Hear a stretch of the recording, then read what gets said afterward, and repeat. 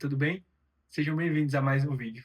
Hoje eu vou falar sobre um exame que é solicitado com frequência, mas gera dúvida tanto para os pacientes como também muitas vezes para os médicos que fazem a solicitação, de como solicitar, como interpretar. Então, eu vou falar do exame da eletroneuromiografia de fibra única, ou JITER.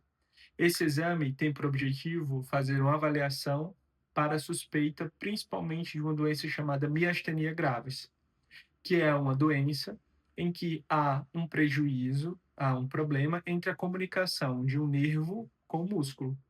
O que é essa dificuldade, esse problema na comunicação causa? Vai causar principalmente sintomas de fraqueza.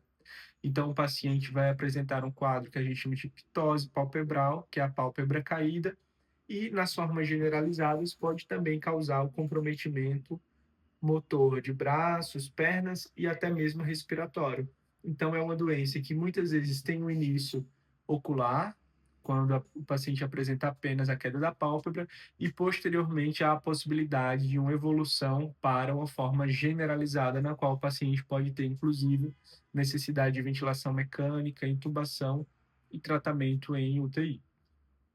Em relação às formas de diagnosticar essa doença, a gente tem os anticorpos, principalmente duas formas de anticorpos que são mais comuns e mais propagadas, e nós temos também os exames de neurofisiologia clínica, que são a eletroneuromiografia com estimulação repetitiva e a eletroneuromiografia de fibra única ou JITER. Mas o que é que diferencia entre esses dois exames? Então, o que vai diferenciar vai ser a sensibilidade desses exames para o diagnóstico.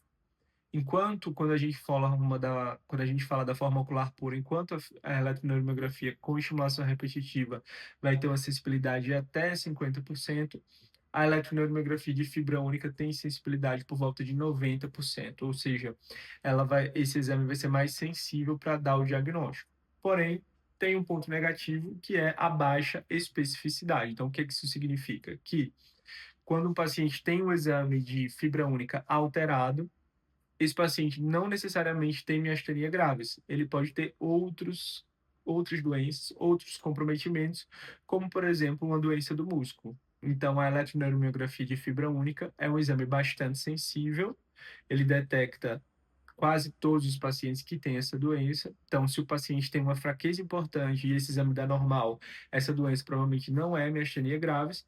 E o ponto negativo vai ser a baixa especificidade, ou seja, ainda pode ser outra doença e não necessariamente a miastenia.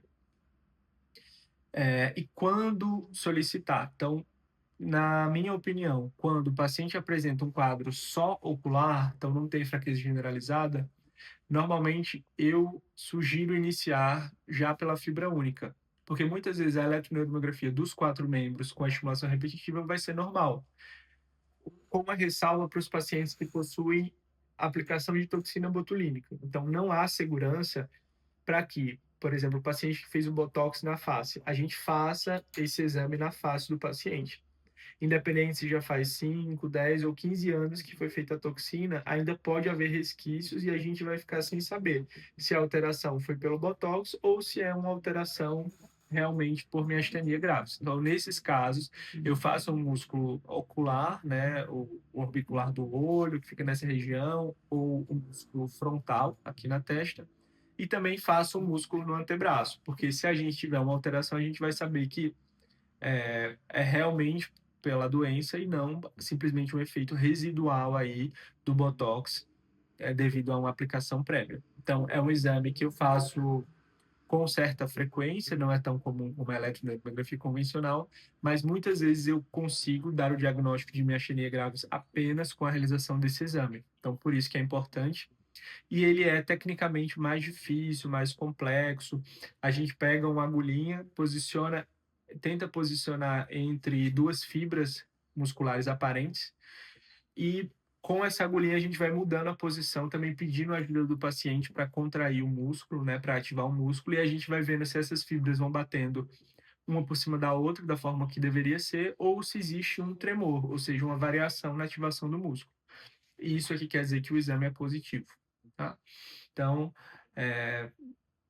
espero que tenha esclarecido. Qualquer dúvida eu estou à disposição para tirar as dúvidas sobre esse exame, também sobre miastenia graves e outras técnicas para dar o diagnóstico de doenças neuromusculares.